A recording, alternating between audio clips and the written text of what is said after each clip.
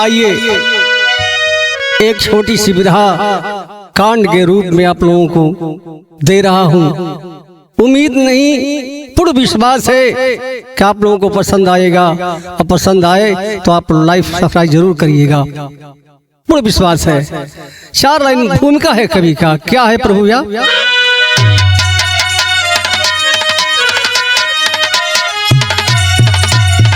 क्या कहूँ, क्या लिखूं, क्या बताऊं मैं यार, आज मानो मनौता को खोने लगा है। लोभ लालच में ईर्ष्या गरिमा को डुबाता, रिश्ता नाता में दागी लगाने लगा है।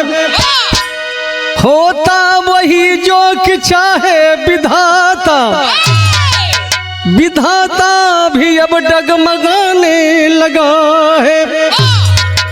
लिखते कवि की कलम रो पड़ी, अरे दास्तां सुन के कलेजा दहलने लगा है।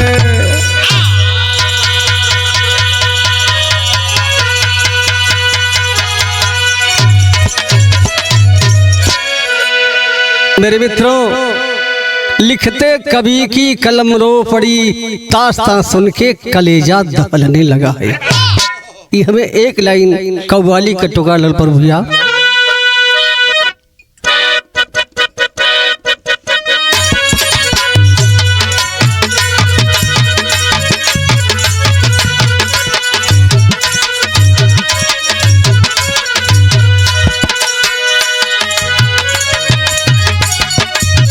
अरे वाह, एक सेवक मालिक का फरियाद कर रहा है और यही कह रहा है, मेरे मौला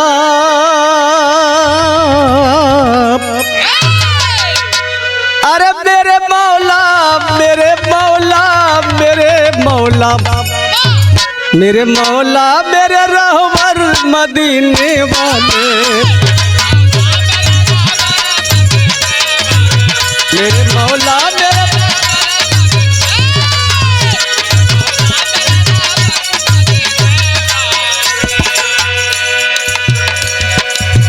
मेरे मौला, मेरे रहबर मदीने वाले,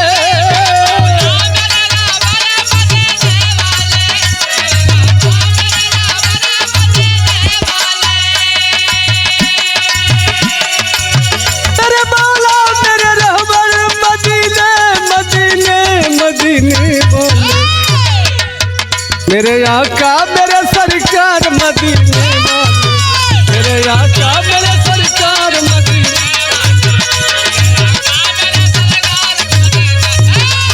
मेरे आका।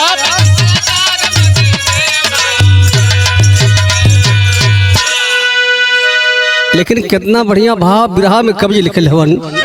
बना इंसान, अरे बना इंसान,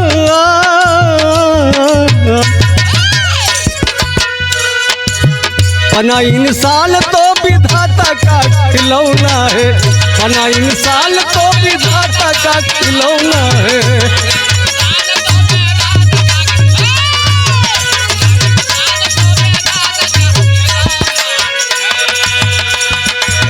बना इंसान तो विधाता का खिलौना है,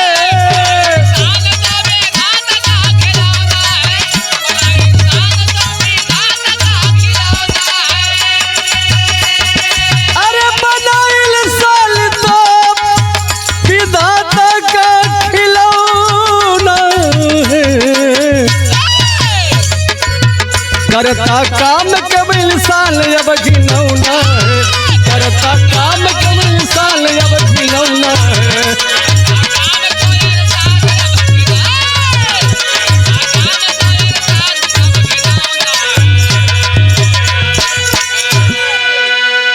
कहानी यहीं से ली गई। आखिर कहानी है कहाँ की मेरे मित्रों, लेकिन यह कहानी बहुत ही पुरानी है।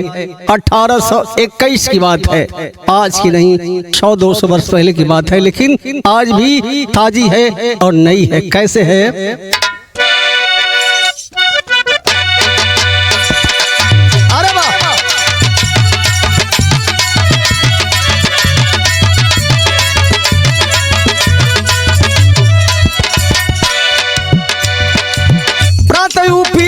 जिला बस्ती का 10 स्थान सही,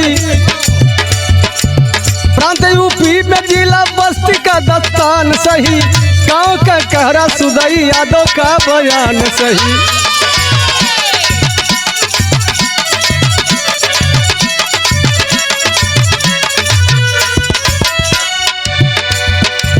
छोटा भाई जब जवानी में आया है, हुई है शादी लुगाई में समाया है।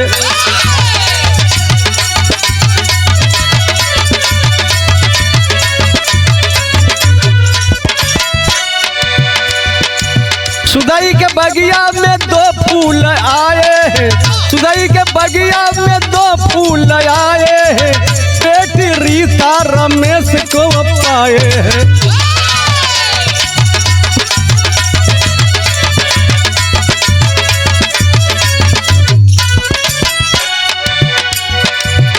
मड़ई में दब करी, अरे मड़ई में दबी करी,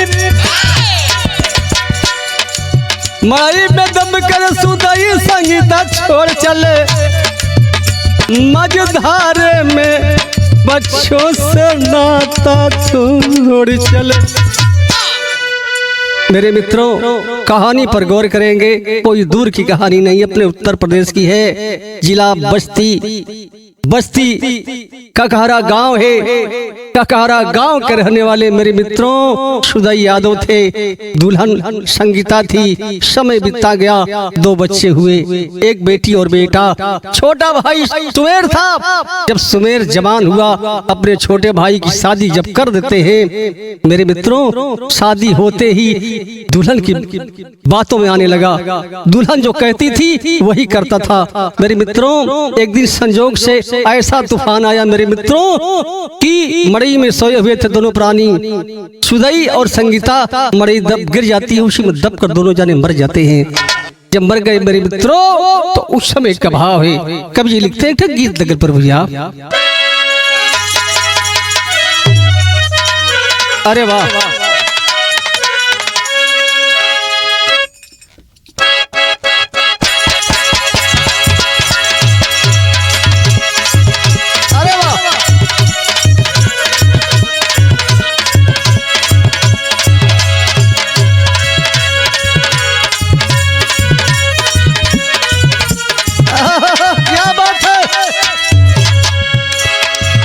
वह गीत का अंदाज बा कौनो भौजाई बा। वो भौजाई से ननद सवाल के दिल, कल भौजी कलियां ठीक रहलुआ लगड़े थे।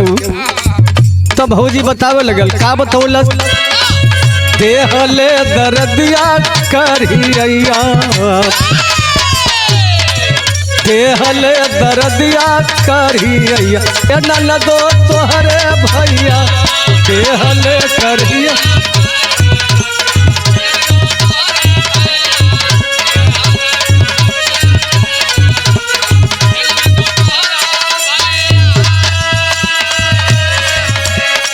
लेकिन कितना बढ़िया बात कवि लिख ले। माँ बाप मर जाने के बाद छोटा सा बच्चा मात्र 4 साल का है। रीता 7 साल की है।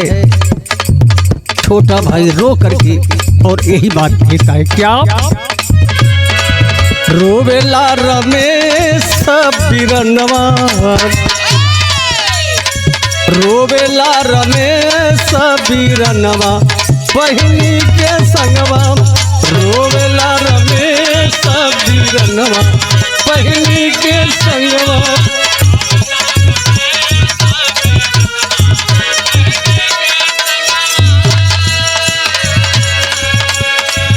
रो करके अपना रीता बहन से कह रहा है, मेरी बहन अब क्या होगा। अरे बाप रोवे ये कहे पर भैया, कैसे बितावल जाई दिनवा, कैसे बितावल जाई दिनवा बहिनी के संगवा, कैसे बितावल जाई दिनवा।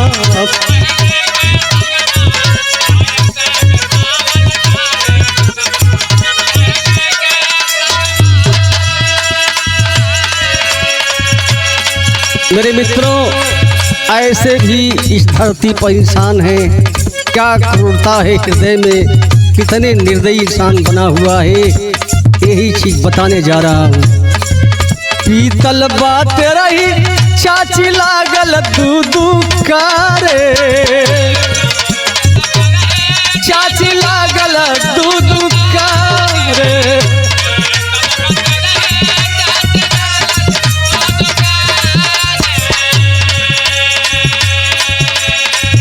पतिया ही पतिया पर तू न भूल के मारे, पतिया ही पतिया पर तू न भूल के मारे।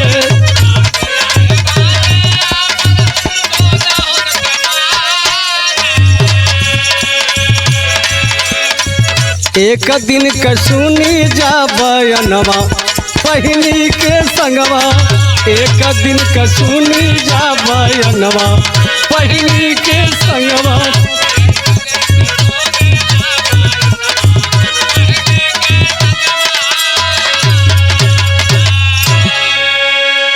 आए है बाबूजी, सब कुछ बनाया हुआ सुदई का था, लेकिन मर जाने के बाद अब तेरा ही बितल नवाब दोनों लड़कवन के ओकर चचिया मारे। सुमेर के दुल्हन अपने दोनों भतीजे भतीजा के मारे बाबू, बड़ा कष्ट था। लेकिन एक दिन रात जब हुआ तो सुदई की दुल्हन जो है कविता कहती का गीत लगल पर भैया।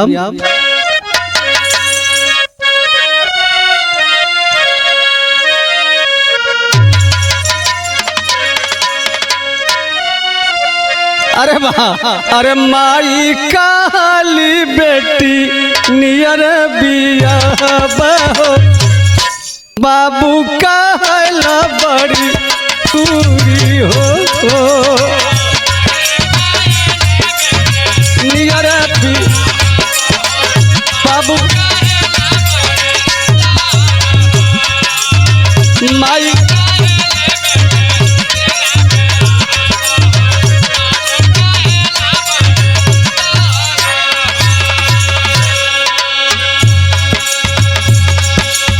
रतिया में सूतल रहले बहिनी बीरनवा हो, रतिया में सूतल रहले बहिनी बीरनवा हो, कहले कविता चुचुकारी हो, बहिनी भी कहले कविता चुचु। रतिया में सूतल रहले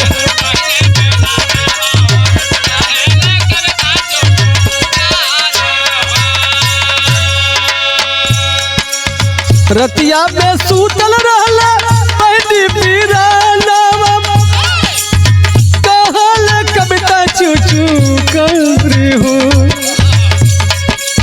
चल रतिया में काटल जाई गरदनवा हो, चल रतिया में काटल जाई गरदनवा हो, कुल होई हिसाबा मारी हो, जाई गरदनवा हो, कुल होई हिसाबा।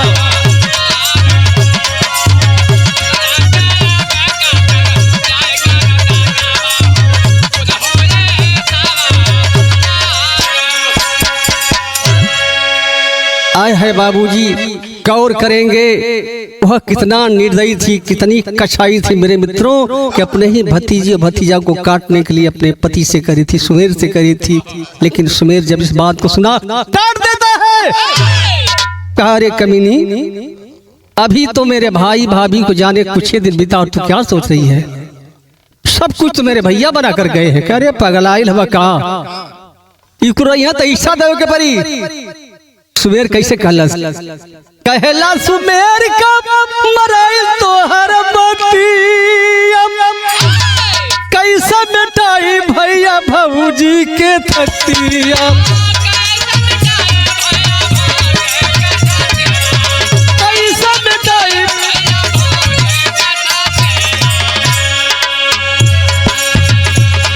लेकिन वह छोटी सी बच्ची रीता जागत रह हो बाबू। रीता सारी बात को सुन लेती है, और जब सुन लेलस कैलस का भागल बहिनिया लेके आपल बीरानवा हो, भागल बहिनिया लेके आपन पीरा नावा हो छोड़ दिहली घरवा दुआरी हो आपन छोड़ दिहली घरवा दुआरी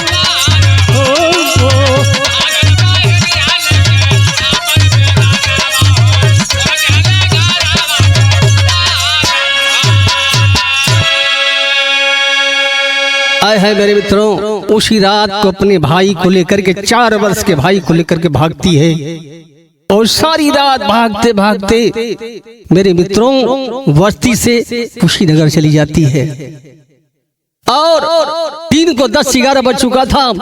दशहरे का दिन था मेरे मित्रों, बहुत जबरदस्त मेला लगा हुआ था। उसी मेले में दोनों बच्चे जाते हैं, किसी के हाथ फैलाते हैं, लोग डांट देते हैं, कुछ कोई देने वाला नहीं था। लेकिन उसी मेले में थोड़ी सी हलचल हुई, भगदड़ मच गई। तो एक गीत नकल पर भैया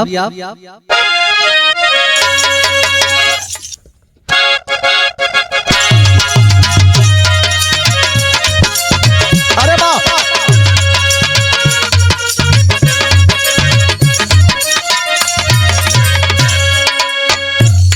गीत का वह अंदाज बा, गौर करेंगे। मेला में हलचल हुआ, भगदड़ हुआ और भगदड़ होते हुए बहुत अनर्थ हो गया। क्या पिया परदेस गइले तार लगे टोपिया में,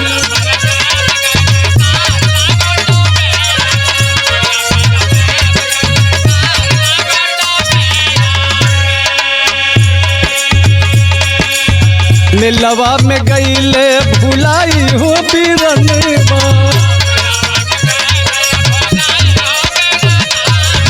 मेलवा में गईले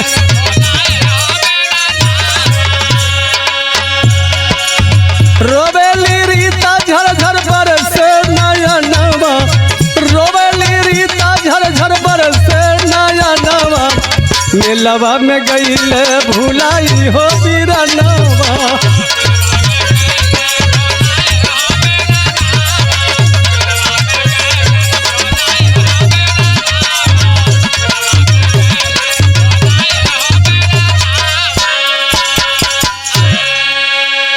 आया है बाबूजी, उस मेला में रमेश का साथ जुट जाता है। रीता पूरे मेला में दौड़ती है पागल के जैसे, लेकिन नहीं मिला। गया कहाँ? रमेश गईले जोगी साथे गोरखपुर आई,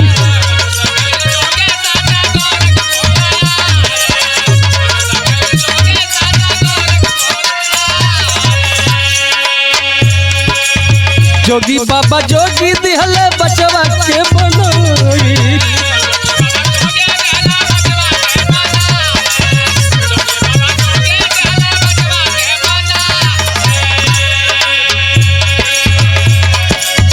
रीता के सिउधर लेके गईले भवनवा, यार गईले हिरनवा, मेलवा में गईले भुलाई हो बीरनवा।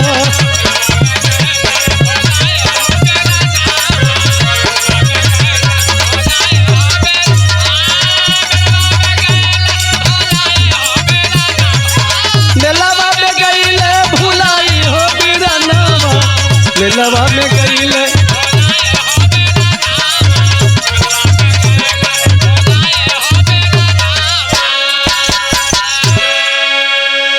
आए है बाबूजी। उस मेला में भुला जाने के बाद वह लड़का जो है एक जोगी के पाछे पाछे चला गया गोरखपुर, और जोगी बना देता है और रीता को शिवधर नामक एक यादव परिवार से अपने घर ले जाते हैं। घर जाकर पालने लगे, खिलाने लगे, जिलाने लगे। और इधर ये बच्चा जो है धीरे धीरे सयान हुआ, बेटी भी सयान हुई, रीता भी सयान हुई। मेरे मित्र जब सयान हो गई हो, शिवधर के सर का बोझा बन गई। शिवधर सोचे लगलन और सोचते सोचते करते क्या है, गीत लगल प्रभुया।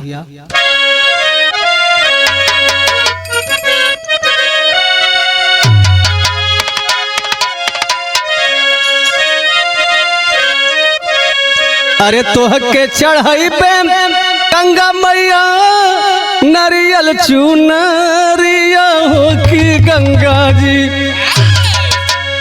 पार कर हमारी नेवरिया हो कि गंगा जी।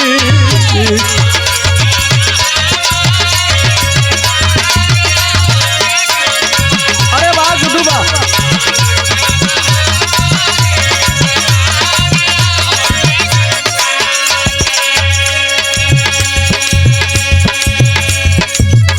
हईली सयाल रीता उधर सोचे मानवा हो कि बाबूजी शादी करबे रखी हले दीनवा हो कि बाबूजी।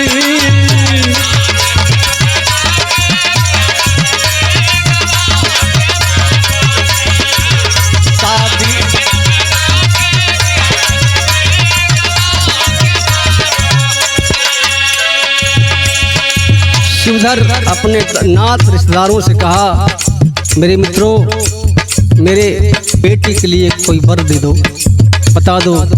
शादी तय हो गई। और जब शादी तय हो गई बारात आइल। आज जब बारात आइल तब भइल का भइली सगाई जबकि भइल बा बिहानवा हो कि बाबूजी छतिया पीटी करली रोदानवा हो कि बाबूजी रोदानवा हो कि बाबूजी।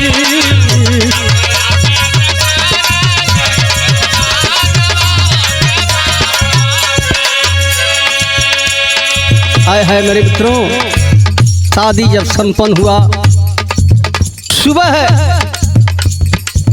जब विदाई होने लगती है, फपक फपक कर रोने लगती है मेरी मित्रों रीता। लेकिन ये तो रीत रिवाज है, एक बेटी को दूसरे के घर जाना ही पड़ता है। ससुराल चली जाती है, समय गुजरता गया, ससुराल से फिर मैके आई, फिर ससुराल गई, कुछ दिन रहने लगी। लेकिन एक दिन भइल का गीत लगल पर भैया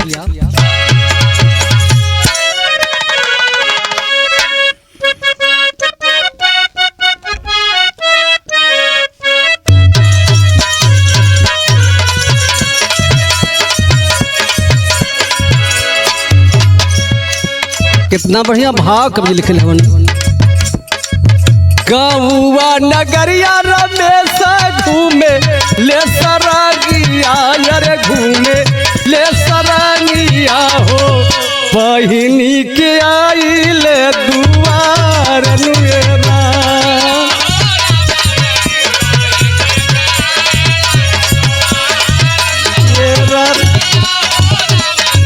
बहिनी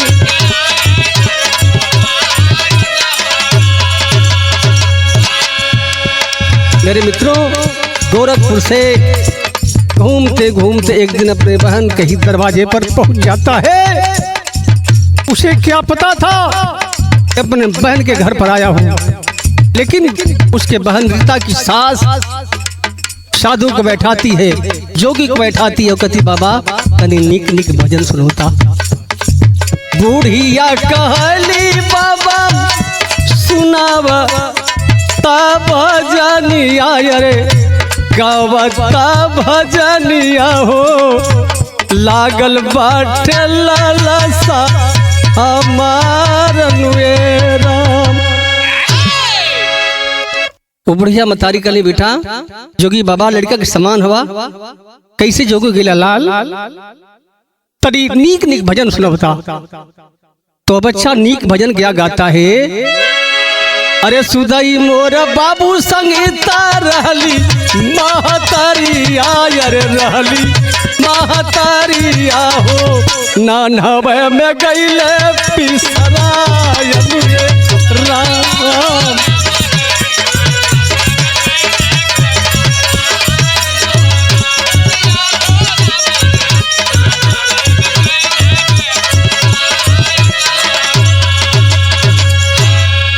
हमारा से बड़ा रहली रीता मोर बहिनिया यार रीता मोर बहिनिया हो छूटी गईल साथवा हमार अनुरा किया हो राम छूटी गईल किया हो राम।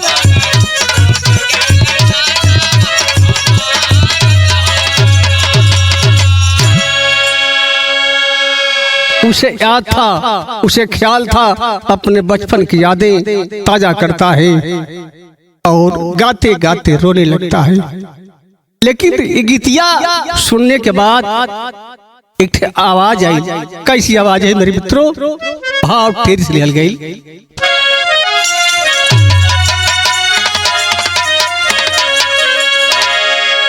अरे वाह क्या बात है।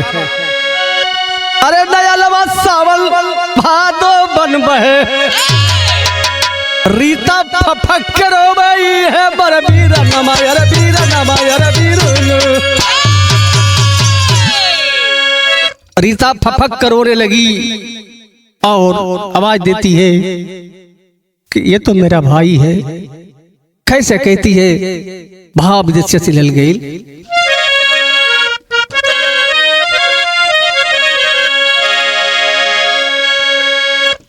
क्या है? अरे कहली मेरे मित्रों क्या कहती है? गौर करेंगे। रीता रो रही है और तब तक हुआ क्या?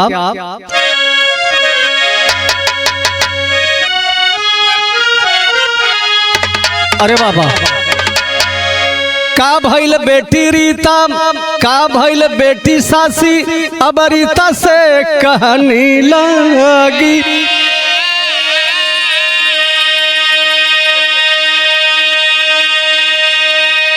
अरे रोवे लगली रीता धई के सासू का चाराना।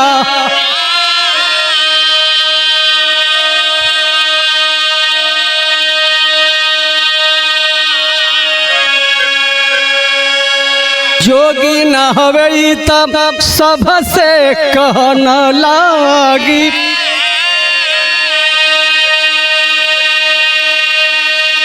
अरे यह बाटे भाई बरी रमेश हो बीराना।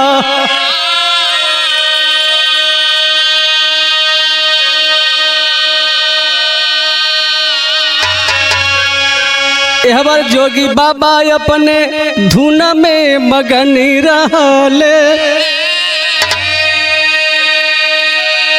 अरे निर्गुण सगुण वाला गावत रहले गाना।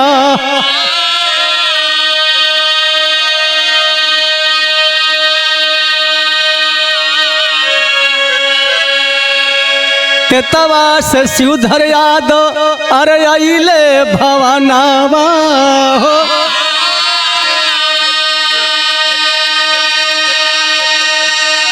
तयखिया में आंसू भरल तू न ते बयाना।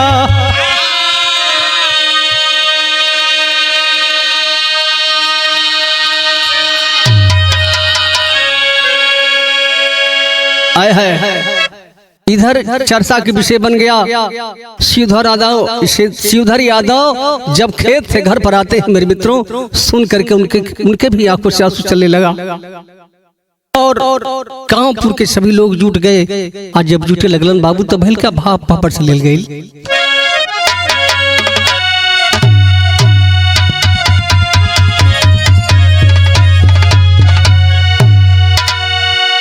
अरे सोर सुल के झूठे लोग लुगाई भाई रो मिला।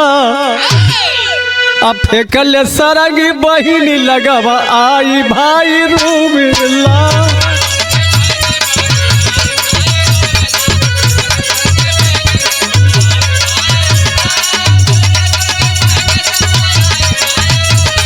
रोवे भाई रोवे ला।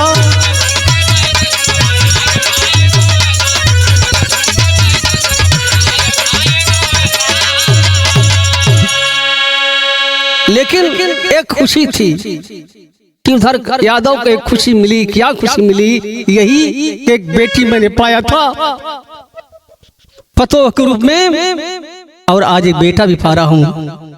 कितना खुश सुधर बैलन हो बाबू, यह बताओ जाते। अरे बार खुशी में सुधर यादों करवा लिए लगाई हूँ, हम के समझ बाबू बुढ़िया के अपन माई हूँ। कहला रीता रमेश के समझाई भाई रोवेला, सरदा जी के चढ़ गया लपटाई भाई रोवेला। आया है शिवधर को लोग सरदा भी कहे, शारदा जी के चरण में जाकर लपटा जाता है। लेकिन समय बीता गया बाबू, कुछ दिन बीतल हो के घटना घट गई। घटना कैसे घटल पर भैया आल्हा के लाइन ले।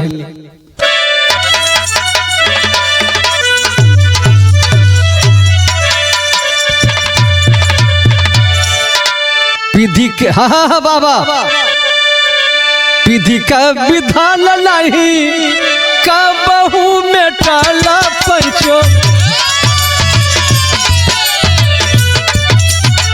जेवल बाली खल भैया तोहरी लीला।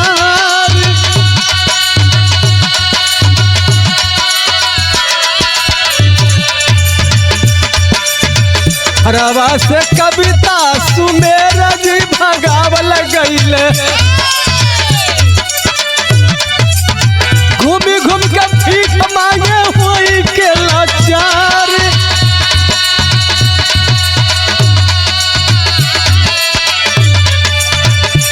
थोड़ा सा बात को समझते चले मेरे मित्रों।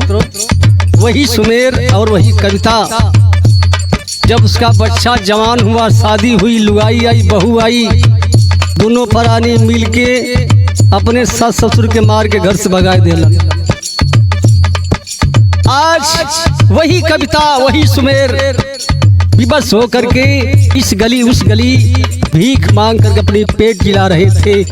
लेकिन तोले भाई का भीख मांगत वही सरदा के दुवरिया पंचो,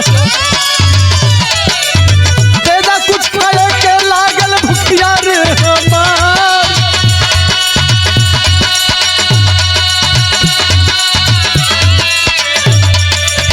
कहले सरदा यादो दुलही तेईदा भजन बाइल के,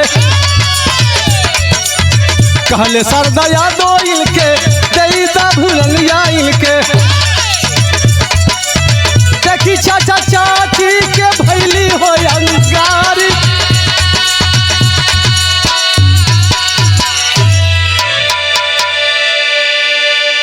मेरे मित्रों भीख मांगते मांगते आखिरकार उसी शिवधर यादव के द्वारे यानी शारदा यादव के द्वारे पहुंच जाते हैं दोनों प्राणी और आवाज देते हैं कि बहुत जोर से भूख लगी है, कुछ भोजन दे दीजिए खाने के लिए। शिवधर यादव रीता से कहते हैं बेटी जा घर में जा और दे दी दोनों को भोजन, भूखे हैं। घर में गई, अब भोजनमा थाली में लेके आई हो। आज जब अपन नजरिया से अपने चाची चाचा के देखला पहचान गई, अंगार बन जाती है। भोजनमा थरियावा के फेंक दलस, कल कुकुर के डाल दे बाबूजी, लेकिन कुत्तर के ना दे। एक कुत्ता कुत्ती के भोजन ना दे, हम दूसरे कुकुर के डाल दे। शिवधर सोचलन कि अब का होई, क्या बात है बेटी? तो बताती है, क्या बताती है? खड़ी लाइन बा।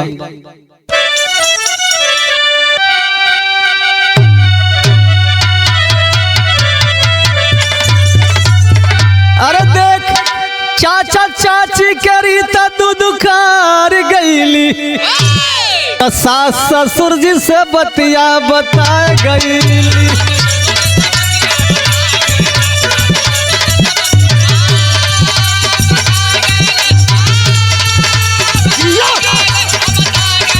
अरे जिया भैया जिया,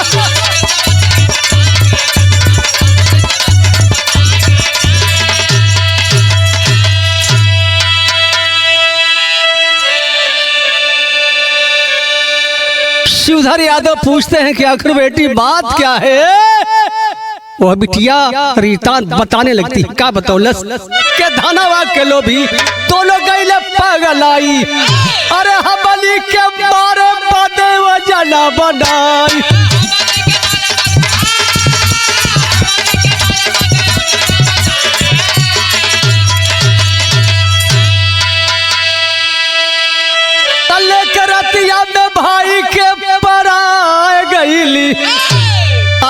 ससुर जी से बतिया बता गई।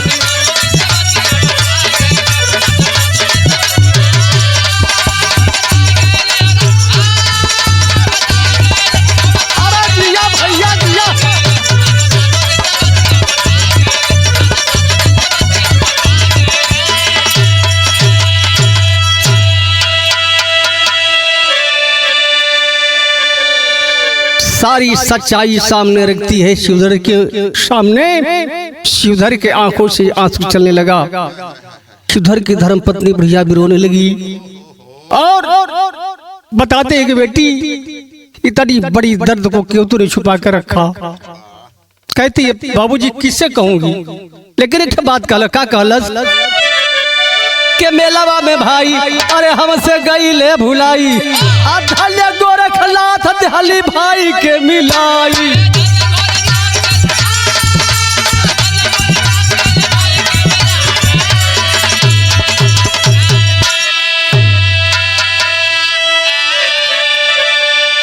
तक कविता रीता के चरनिया लपटा गईली, अरे सास ससुर जी से बतिया बता गई।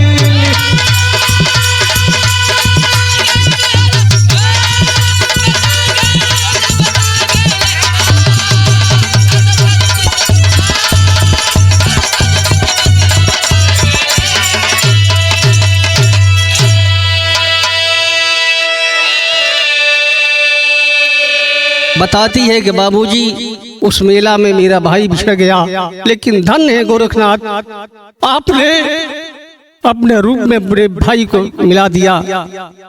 इससे बड़ी खुशी मेरे लिए क्या है, लेकिन कहना है आखिर में प्रभु भैया गुरु बिहारी गुरु लगन जीव सुधारी राम भद्रव की द्वारिका गईले स्वर्णगरिया कवि महेंद्र श्यामलाल बाबू राम वृक्ष सींच रहे फुलवरिया।